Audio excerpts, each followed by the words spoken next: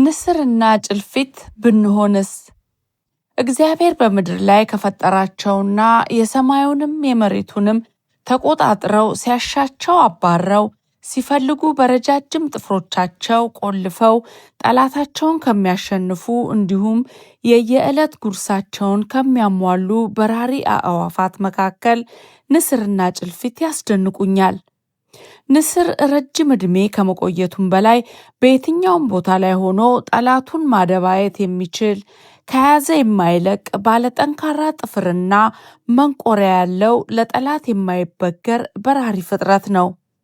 ለዚህም ይመስላል ጥበበኛው ሰለሞን የንስር መንገድ በሰማይ ላይ ሲል በታላቁ መጽሐፍ ላይ የጠቀሰው።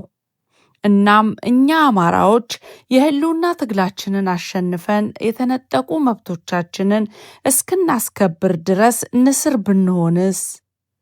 በአንድ እጃችን በገዳዮቻችን ፍቅረ ንዋይ ተደልለው በነጭ ቀለም ለተብለጨለጨ ጣራና ግድግዳ ወንድሞቻቸውን የለወጡ በባንዳነት ተሰልፈው የወጡበትን ህዝብ መልሰው ለማጥፋት የሚፈርሙ የውስጥ መሽገሮችን እየለዩ በማጽዳት እውነተኛ ታጋዮች ከውስጣዊ ስጋት ነፃ ሆነው ለወጡለት ዓላማ ስኬት እንዲበቁ ለማድረግ፣ በሌላ በኩል በየአቅጣጫው አማራን ለማጥፋት የተሳሉ ካራዎችን ያሉበት ድረስ በማሰስ የምናመክንበትን የትግል ጉዞ አድርገን ቀራንዮ እስክንደርስ ድረስ ንስር ብንሆን ምን አለበት?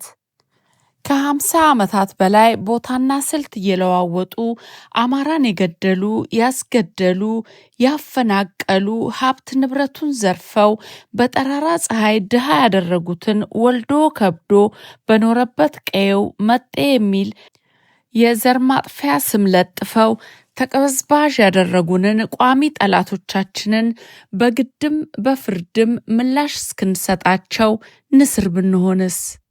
አማራን በደሙ ካጸናት ሀገሩ ላይ አጥፍተው የየራሳቸው ዘውጋዊ መንደር ለመገንባት ሕግ አጽድቀው የገደሉንን ያስገደሉንን በሙሉ በዓለም አቀፍ ተቀባይነት ባለው ሕግና አማራዊ የፍትህ አሰጣጥ ስነ ስርዓት መሰረት እስክንፋረድ ድረስ ንስር ብንሆንስ?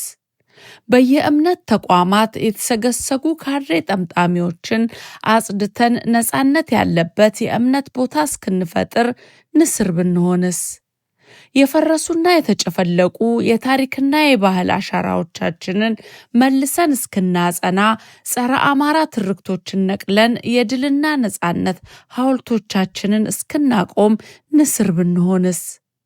አብይ አህመድ የሚባል የሰው ደም መጣጭ አጋንንትን ከነተከለው አውሬ ስርዓት ጭምር ነቅለን የአባቶቻችንን ከተማ እስክንረከብ ንስር ብንሆንስ?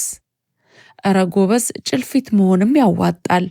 ጭልፊት ከጠንካራ በራሪነቷ ባሻገር ነገን የምታይበት የቁጠባ ባህሏ ነው።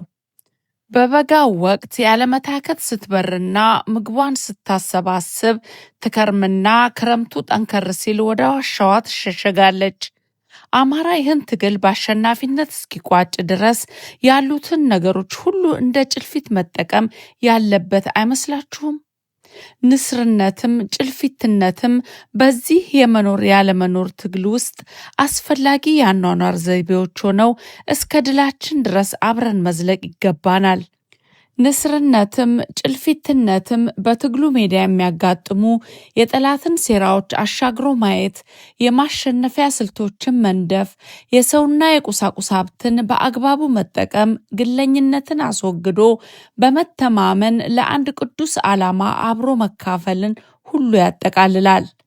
ንስርነትም ጭልፊትነትም የአርሶ አደር ወገናችንን የችግር ጊዜ መውጫ የአኗኗር ባህልን አላስፈላጊ ወጪዎችን እየቀነሱ ክፉ ቀንን በዘዴ ማለፍን ለተስካር ለሰርግና ለማህበር በሚዘጋጁ ድግሶች ላይ የሚደረጉ በጥበብ የማለፍ ስልቶችን የጠላት የጥቃት ኢላማ በሆኑ አካባቢዎች ተሰባስቦ ያለመታየትን አለፍ ሲልም አካባቢውን በጊዜያዊነት ለቆ ከአርበኞች ጋር ጫካ ውሎ ማደርን ያካትታል። እናም በድል እስክንሞሸር ንስርና ጭልፊት መሆን አያዋጣም ትላላችሁ?